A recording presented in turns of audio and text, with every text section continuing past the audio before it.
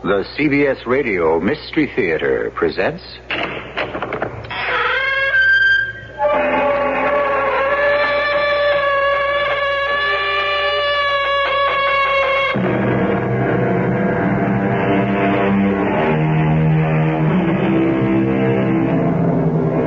Come in. Welcome. I'm E.G. Marshall. In the listing of the 7 deadly sins, the third one is usually envy. But envy has a sister, jealousy, so very like her twin, and yet in many ways so different. For jealousy is a very special sickness that lies between a man and a woman, and which since time immemorial has caused the death of love. No, Diane, you've got to lead them, like this. You missed too. Yeah, well, that's because you've got me all shook up, Diane. Great. That makes it a good day for the ducks. I didn't want to hit one anyway. Oh, now can we get out of this cold, damp blind, or whatever you call it, and go pretend we're civilized human beings? Well, if I take you back there, will you act like one? What does that mean? Diane, will you let me make an honest woman of you?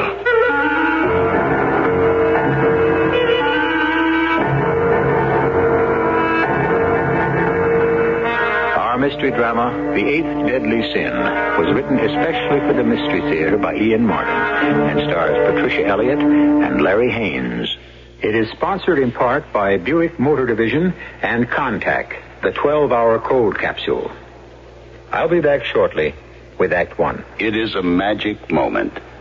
You are at your Buick dealers, about to drive home in your brand new Buick LeSabre. It's lean and trim, classic lines. It looks quite unlike any full-size Buick you can remember. You get in. A heady new car smell surrounds you. Your LeSabre feels the way it looks, tight. You turn the wheel a little. No wasted motion in this car. Big brushed metallic gauges look back at you. That V6 engine is doing great. You rub your hand on the seat. 6 people could be really comfortable in here. You swing into your driveway. Your wife, the kids, the dog, everyone but the parakeet descends in the car and gets in. Off you go to nowhere in particular. Life and your new LeSabre are great. Maybe the dog shouldn't sit on the seats.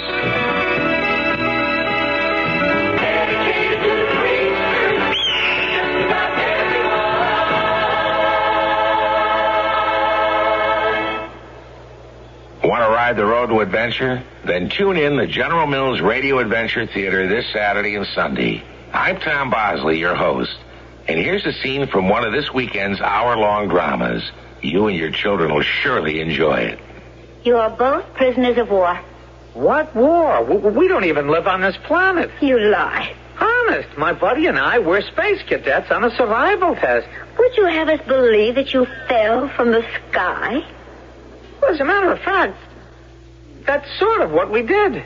A short scene to whet your appetite for this Saturday's General Mills Radio Adventure Theater. It's Survival Test, starring Jack Grimes and Russell Horton as 2 space cadets on a planet they thought was uninhabited.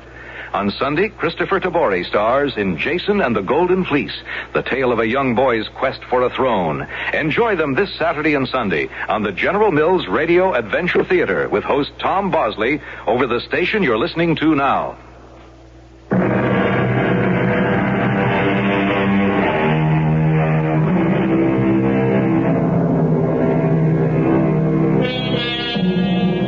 This is a love story, pure and simple. Or, come to think of it, not all that pure, and certainly not simple. It concerns 2 complicated and fascinating people. 2 people well enough known in their public lives to be, if not celebrities, at least household names. But 2 people whose private lives they have maintained peculiarly as their own. The first can speak for himself. The other will have no trouble in establishing herself as time and our story develop.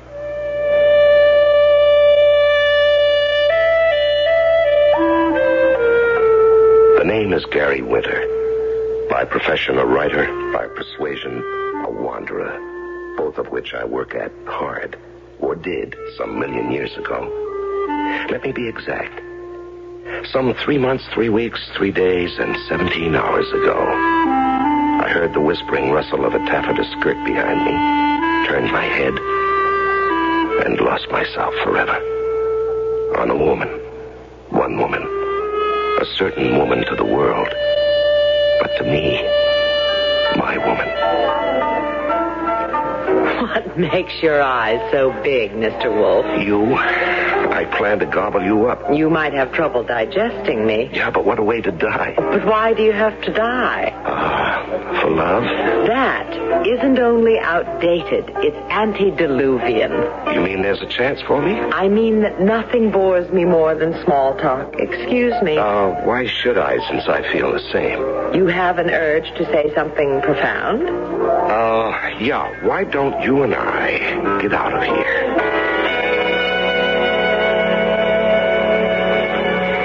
My name is Diane Summers. I suppose I'm hardly the most popular woman in America, either with women or with men. Oh, I'm still a successful movie star, but that may be the result of the hate-love syndrome. Men distrust me because they think I want to emasculate them. Women, because I don't conform. I'm too outspoken, and I haven't ever married. The press has built me in the image of women's lib. I don't mind that. I'm all for anything that liberates anyone, including women. But that is a philosophy, not a cause. I don't like straitjackets anywhere. I am a nonconformist. But I'm still a woman looking for a man that I haven't yet found. Or have I? Where are we headed for? Now, there is a monumental question I was just asking myself. I would have never thought of you as indecisive. Oh, I'm not, normally, but, you kind of scare the lymph out of me. What? The lymph.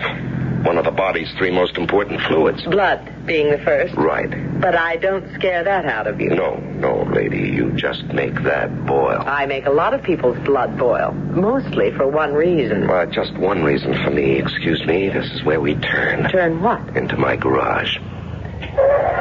Maybe into a new world for us both. Where we are.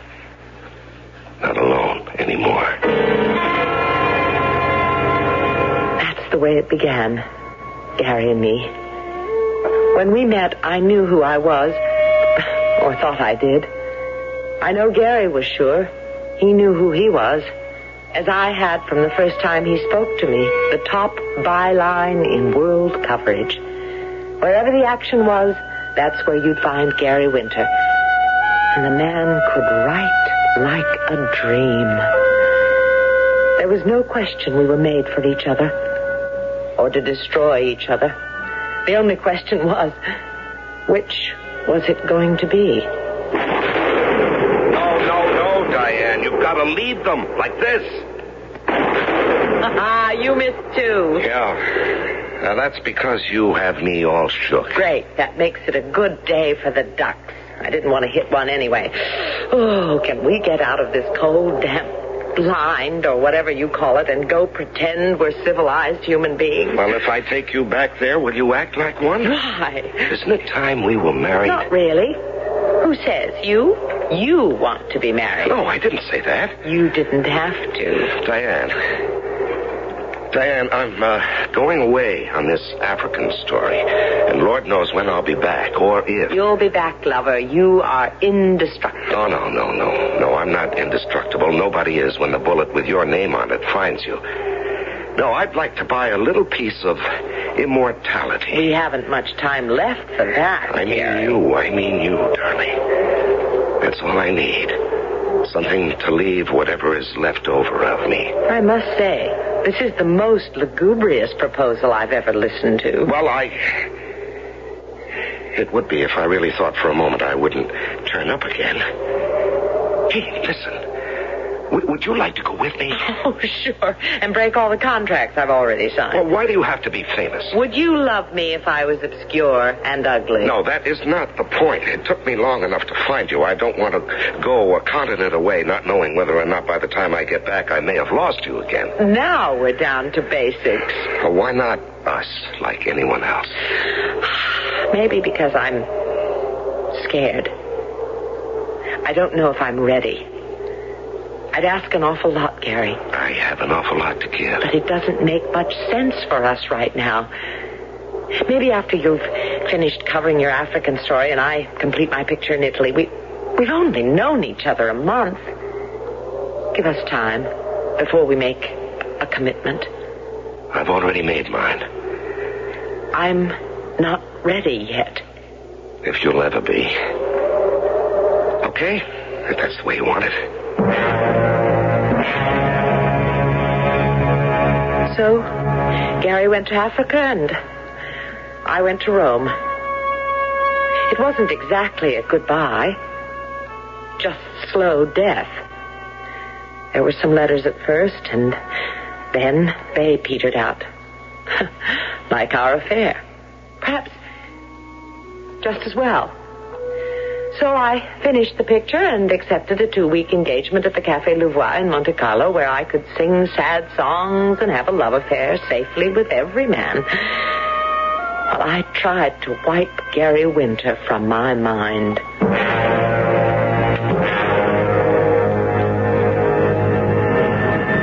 The African thing was more than I bargained for. I got trapped behind the lines, and it was 2 months till I got back to civilization. From Dar es Salaam, I called Rome, but Diane was gone. I hopped a jet there anyway. By the time I got to Rome, the hottest human interest story in years had broken. And the first thing I had to do was go interview the man who caused it. So I catapulted from Rome to Monte Carlo and to Diane. From the window as I ride, I can see the shimmering beauty of the Mediterranean. And above my head, the sun is swimming in the bright noonday gold. The color of the sea is a woman's eyes, and the sun is the burnished gold of her hair. One woman, and the churning rush of the wheels makes a song of her name in my blood. Diane Summers, Diane Summers, Diane Summers.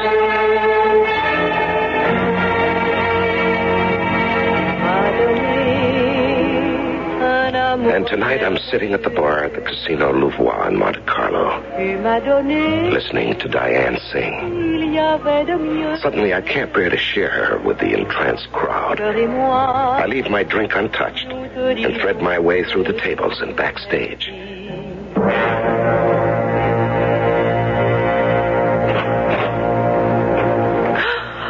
Gary. Diane. Surprised? Well, shouldn't I be? You left me a half a world away. You didn't even leave me that. You carry my whole world with you. Still? Yes. Diane, why did you run away from here? I didn't run away. I finished the picture. You were in the heart of deepest Africa. I had an offer to sing at the casino. A fabulous offer, I might add. Why not? I like it better than Las Vegas. And you did stop writing. Well, the mail service in the African bush is lousy. Oh, my darling. Gary, aren't you going to kiss me? I don't know.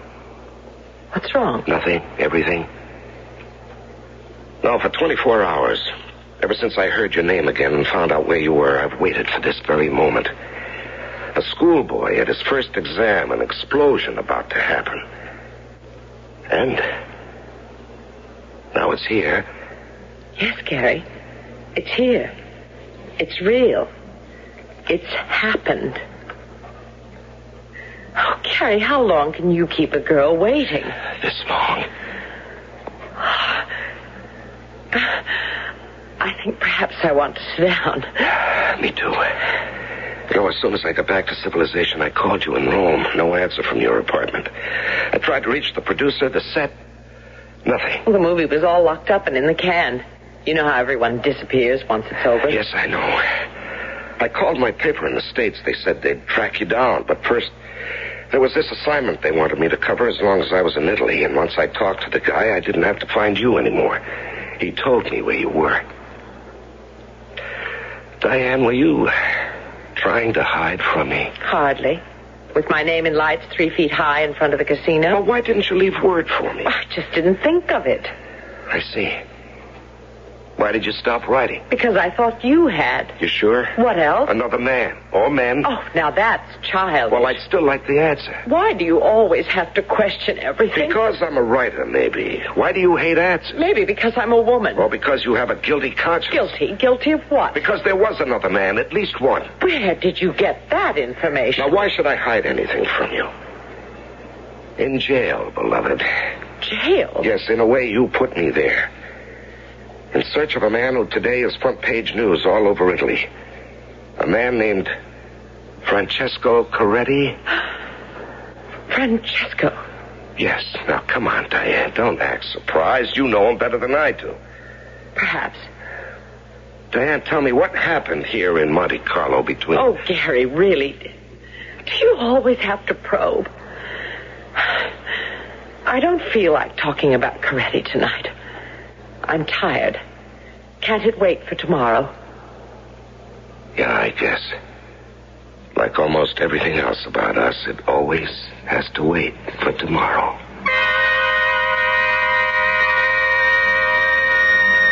So there it was again.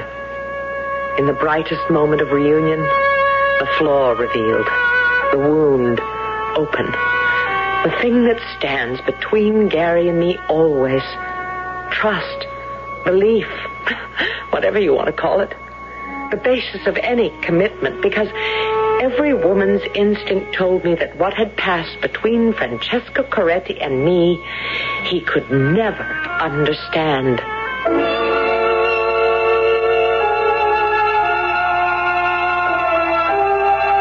So, after all, in this simple love story, it appears that there is mystery.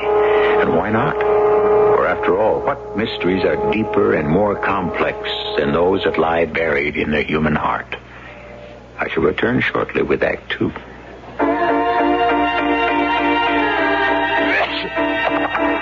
Here in my hand is a little capsule. It's Contact. It contains enough cold medicine to help relieve cold symptoms caused by every known virus. Think about that the next time you're sick. Sneezing, dripping, or clogged up. Then let us help you with real medicine, like Contact. We're number one in the whole world. Give your cold to Contact. Real medicine for real cold. Take only as directed. How does your laxative work? Many brand name laxatives contain ingredients that expand in your stomach. That's how they work. We know a medicine that works differently. It's in the X-Lax pill. Overnight, the X-Lax pill gently stimulates your system's own regular rhythm. Stimulates your system for relief in the morning. No surprises, just relief in the morning. That's the X-Lax pill. Try it tonight with confidence. For occasional use only as directed. X-Lax pills.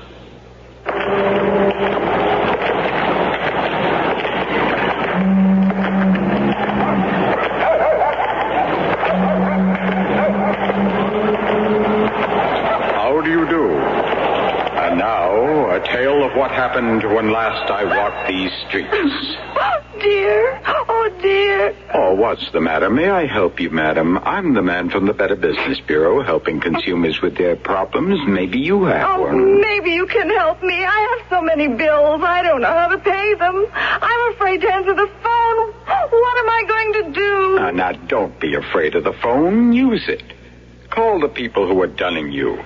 Perhaps you can work out a revised payment plan which will satisfy them and take the pressure off you. Oh, thank you. Now, can you give me some money for a phone call? And that's the way it was.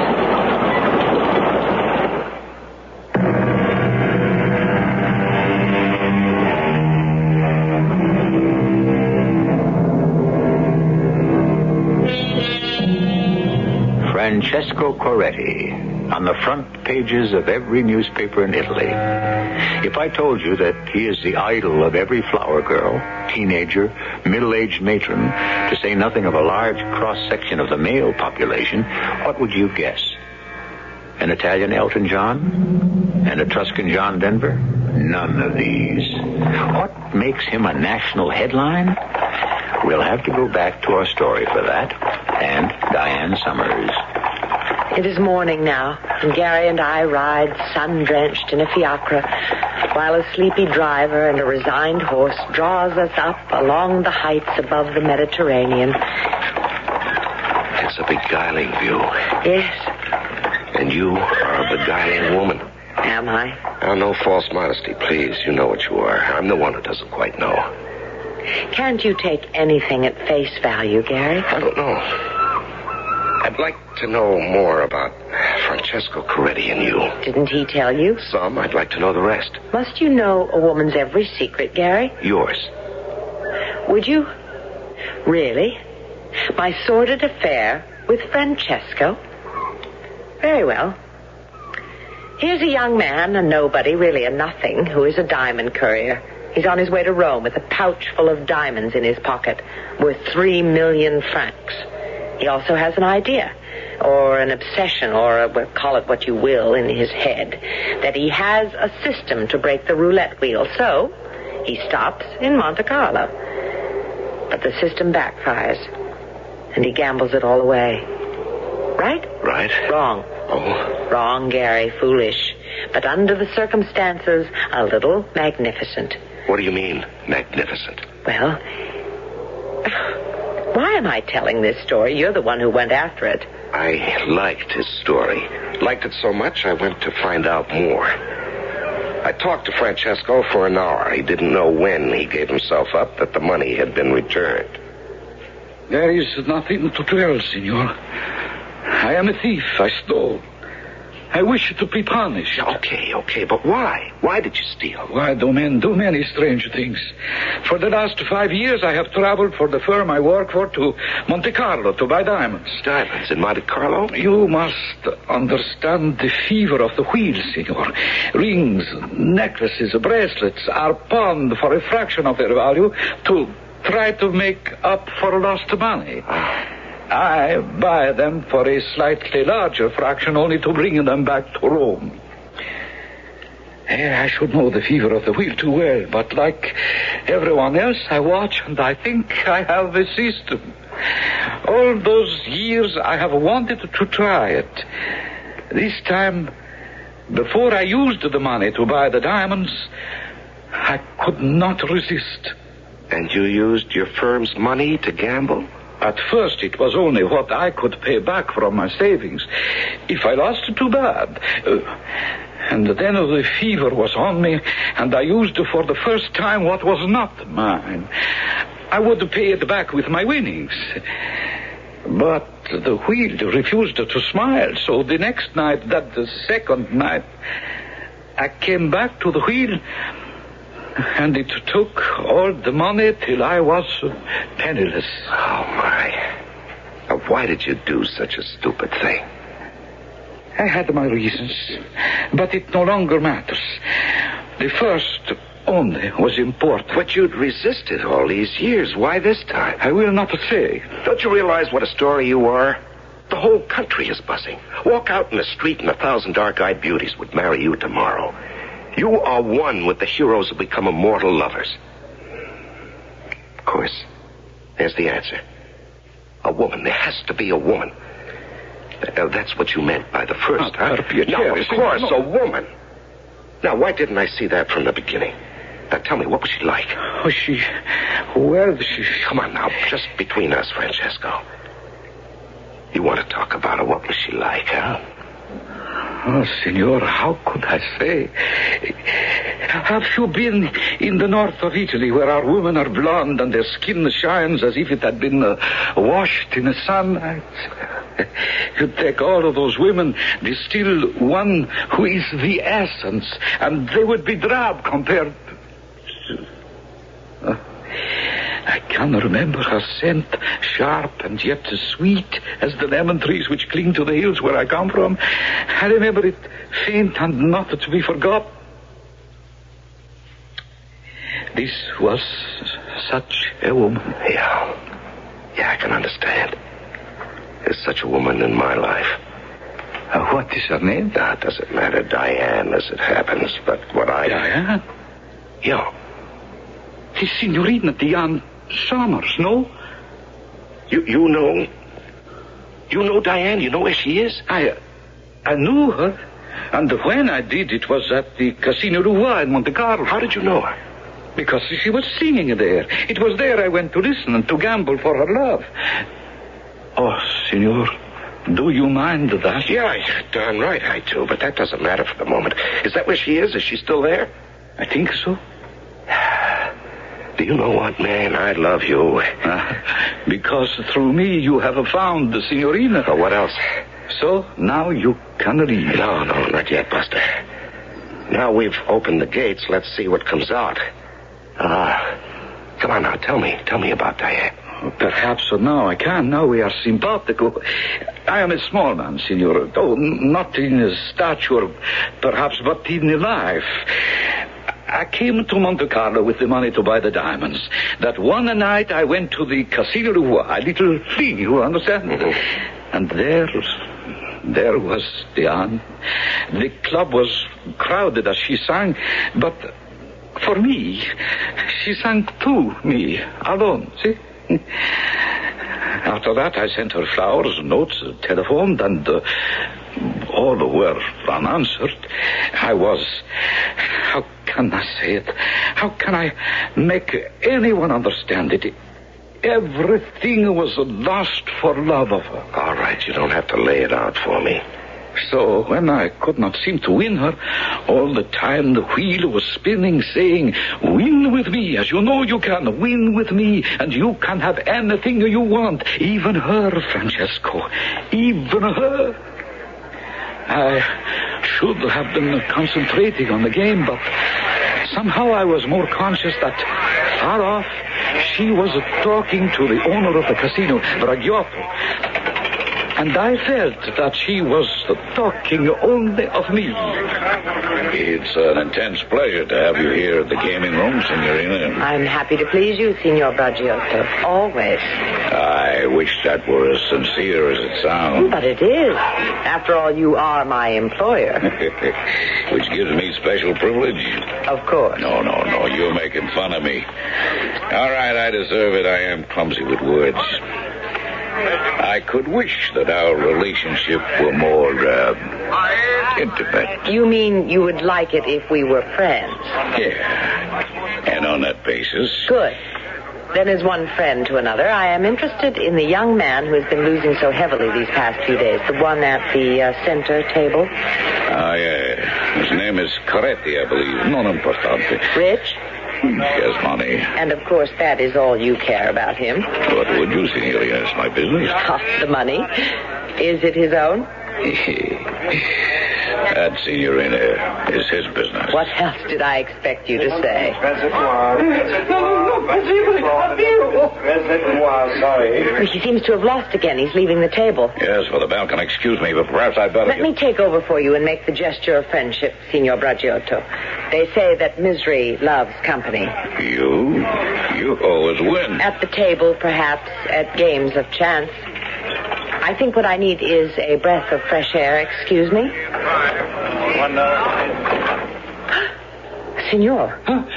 What? It's a long way down to the railway tracks, Signor Coretti. You know me? But Signorina Summers... You know me? No, you. Mia carissima, no, you. Then call me Diane. Diane. And your name? Francesco. Francesco. The mist is very heavy tonight. So heavy one would think you could not see. Ah, yes. There they are. The railroad tracks. Far down. Are you in such a hurry to catch a train, Francesco? I was in a hurry to escape. From yourself?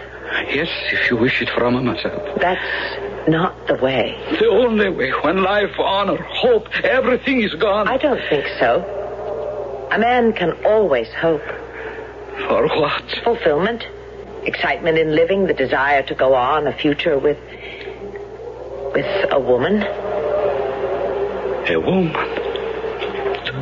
Do you mean, can I, you? Why not? If you wish it, it could be me. But Diane... Francesco. All right now, Francesco. Suppose we sit down together, you and me, and watch the mist drift by, and you can tell me how you lost the money and just how your life fell apart. And then together, perhaps we can dream a dream to put it all together again.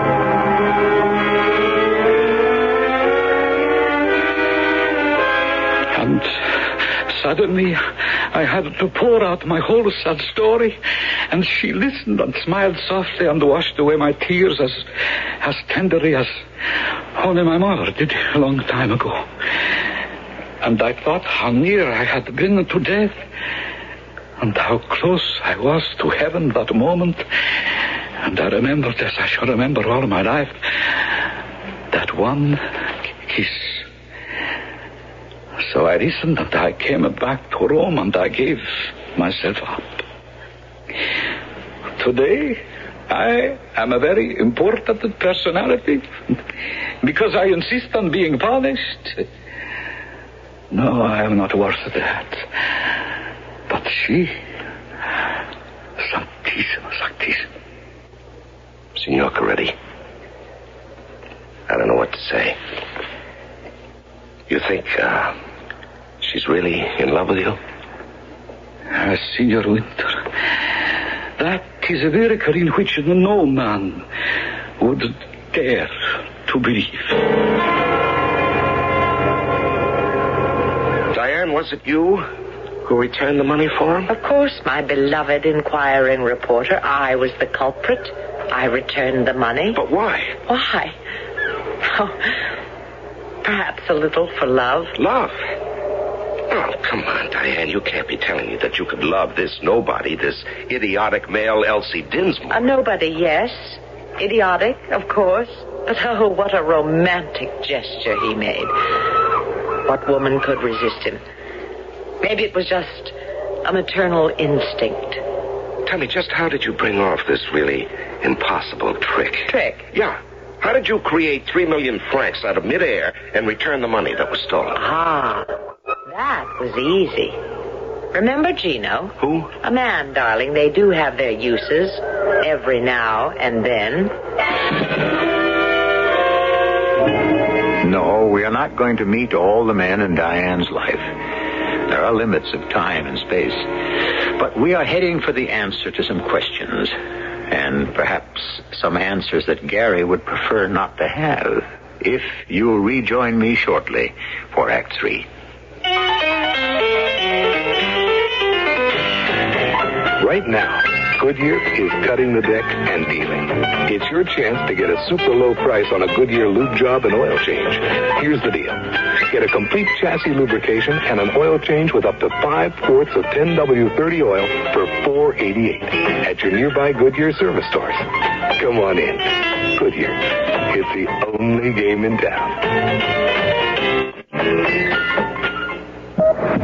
Operating room number 3. The patient, a world-famous millionaire. The operation, open heart surgery. The chances of survival, 50-50. Until... We're holding this patient for ransom. Unless we get $10 million, we'll kill him. Right here on the operating table. The Hostage Heart. Gerald Green's supercharged thriller about the deadliest ransom game ever played. The Hostage Heart. Now, an Avon paperback. Yeah, it's a good feeling, a good feeling, Lord. Yes, it's a good feeling, a good feeling. Have mercy.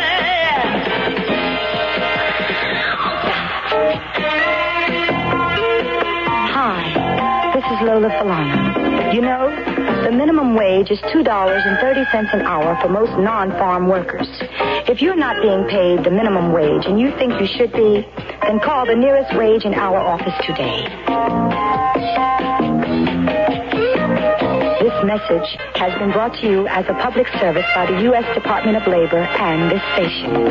Hey, 'cause it's a good feeling, a real good feeling, getting satisfaction every day. Yeah, it's a good feeling.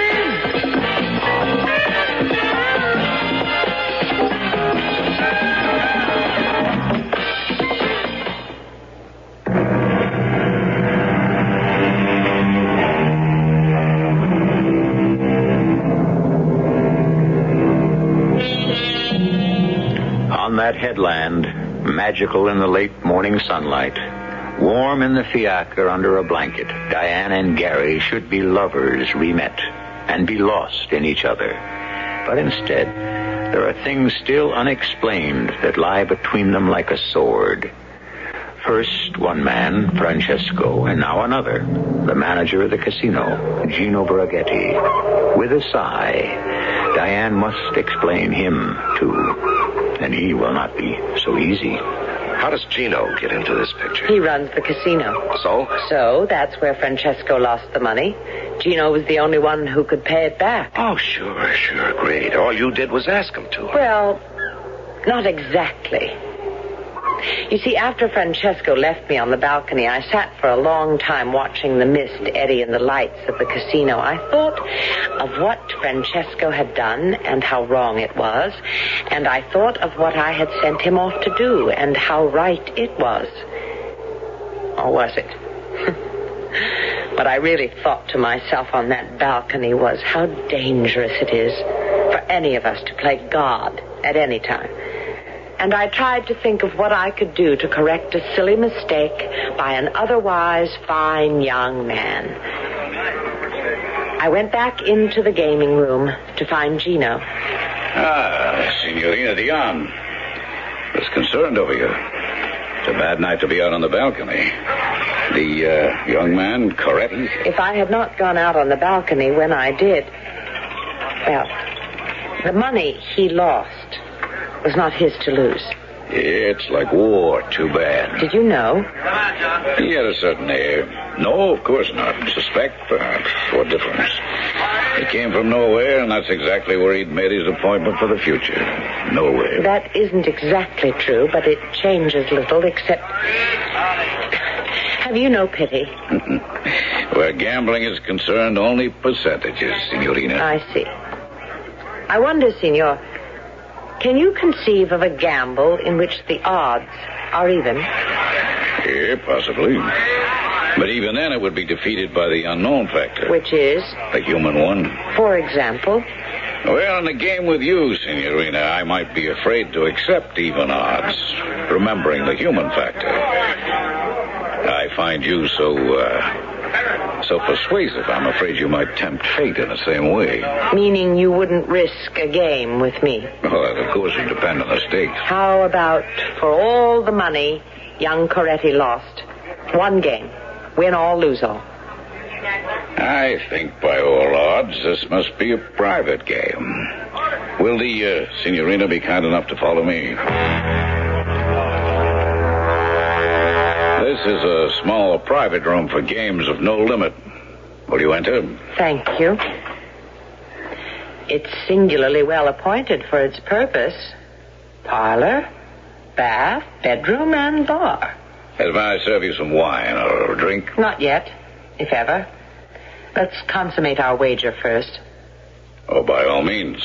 As you see, the apartment has other basic functions. A green baize table, bright lights. What's your preference, Signorina, for our wager? Chemin de fer, piquet, Pantheon? As long as I'm American, I'll ride with the dice. Not the best odds. Or the worst. 21 would favor you more. I'll stick with the dice. As you prefer. And while we're speaking of odds, Diana. Oh, I beg your pardon? Think nothing of it. What's a name between friends? I will hope that's a prophetic statement. We were discussing an even game, but I'll try to better those odds for you.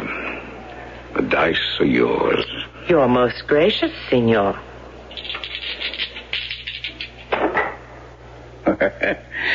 Your odds improved, dear. 5 and a 3. Beyond question. 8 is your point. Allow me? No. I handle my own dice. Take your hand off mine. There's one question first. If I lose, I can pay. Can you? I think you can trust me, Senor. I always pay my debts. I wanted to make sure that we understood each other perfectly. My profound apologies, Benissima. The dice are yours. Buona fortuna. There it was. The whole story neatly packaged and delivered. A man saved first from death and then from dishonor. And a daring gamble by the incredible woman who nestled by my side in a hired carriage as we drove back down the hill to her apartment. But all the way through the slanting afternoon sunlight, something nagged at my mind, incomplete, unanswered. And suddenly I had it. The question, which seemed to scream for an answer. Home, Gary. Yeah, home. What's the matter, darling? I've been thinking. Oh, such a dangerous occupation. Yes, isn't it? I've been thinking about 3 million francs. That's what I like about you. Your thoughts are never small. Yeah, this one is small and very mean, but it's there, and I've got to know. Maybe you'd better let it go. No, I can't. That's what I was afraid of. So? 3 million francs. That sounds like a figure in the national budget. It's a lot of money, so? So, if you had lost your game of chance with friend Gino Braciotti, could you have afforded to pay? I'd hoped you wouldn't think that question was necessary. Oh, but I do. Then I'll answer it the way I answered Gino. I always pay my debts. Oh, come on, that's not an answer. It's an evasion. What do you want of me, Gary? What are you trying to prove? I want you to level with me. Let go of my arm, Gary. You're hurting me. Thank you. All right. I'll level with you. The debt has been paid, the money returned. The chapter should be closed, but you're not satisfied with the ending. You feel that there's another gimmick, a twist within the twist to make it a story to satisfy you as a writer. That's the whole point, isn't it, Gary? The question in your mind isn't really if I had lost. What you really want to know is did. Isn't that your question, Gary? Did I win or did I lose? Yes, that was the question. I look at Diane, tall and slim and clean. I look in her eyes, and they're sad, infinitely sad. I've hurt her. I've cut right through the shining armor she wears on her soul and plunged a knife right into her heart. But it's too late to draw back. I have to have the right answer. The other I could not take. All right, then. Which? Lose or win? How dare you? How dare you, Gary? Diane. Don't touch me. I want you to go. Go? Yes, just leave and don't turn. Don't ever look back. Why? Because I asked a question, one lousy question? No, Gary, not that. Then what? Because I love you. And I suppose will always love you because you love me, but will never trust me. It is as simple as that. Simple? Yes. There's nothing complicated about faith. You either have it or you haven't. You haven't. And there is one thing about me that will never change. Whatever I am, you must take on trust. That's why we're no good for each other. So there's the real answer to your question, Gary. It should never have been asked. Goodbye.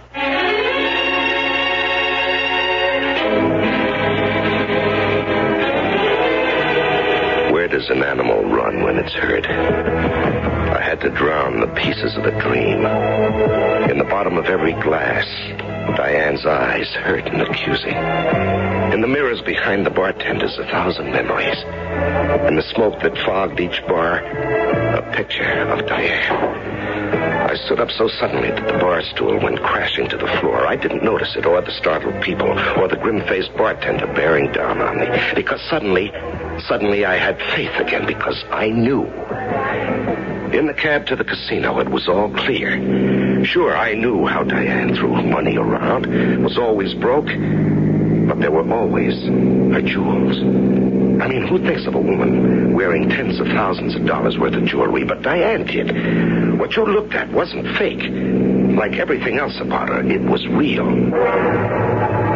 But she wasn't at the casino. I ran through the streets to her apartment, my newfound faith bright and shining, a gift to bring her. The rooms were deserted. Even her perfume was beginning to fade.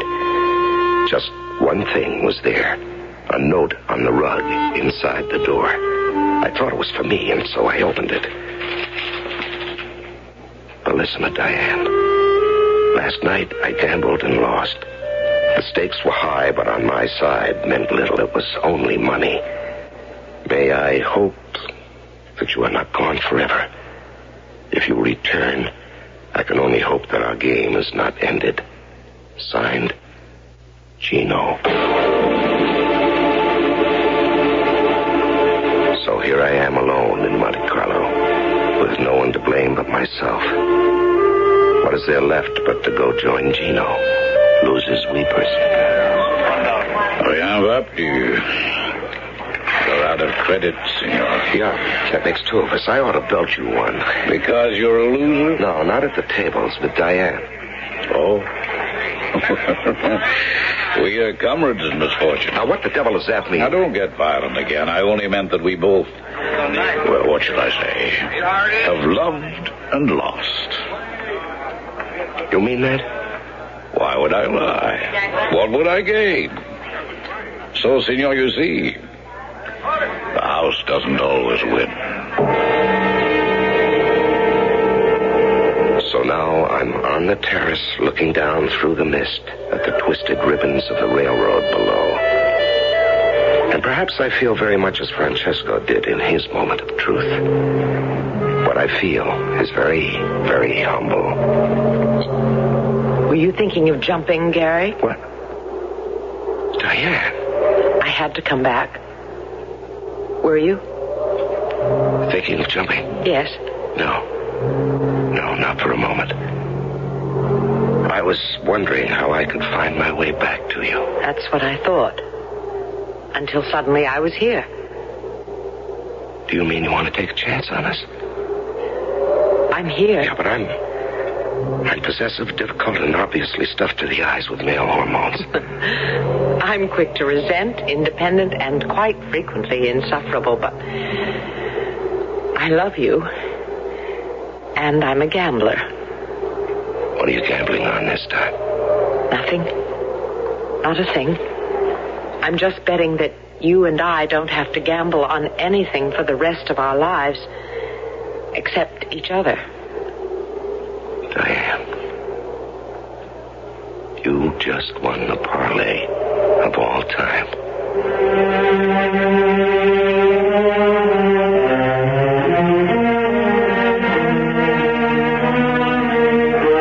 There are many ways this story could have ended. Why should Diane come back to a man who didn't trust her? Is it sensible to suppose that a man as jealous as Gary would suddenly open his mind? That's for all of you to answer. I only hold the mirror up. What you see or hear in that reflection, I can only hope is what I thought you would.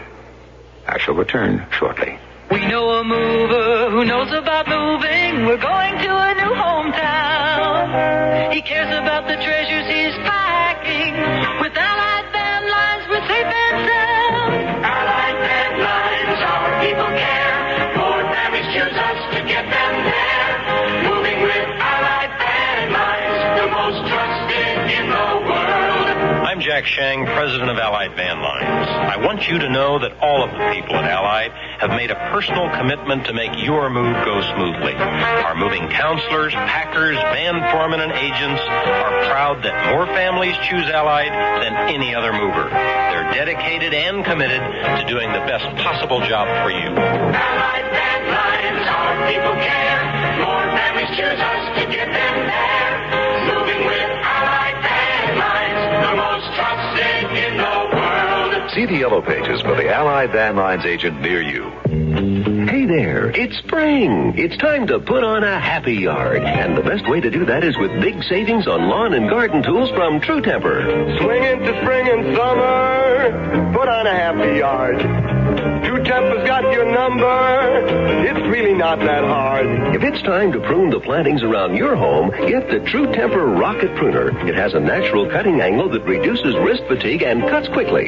For a cleanup, the True Temper 5 Seasons plastic rake will whisk your lawn and garden area clean of leaves and debris. These and other True Temper tools are on sale now. We'll save you lots of money. Save on the very best. Just so it's bright and sunny, True Temper does the rest. And here's to a great spring, the True Temper way. Put on a happy yard. See your True Temper dealer soon for special spring savings.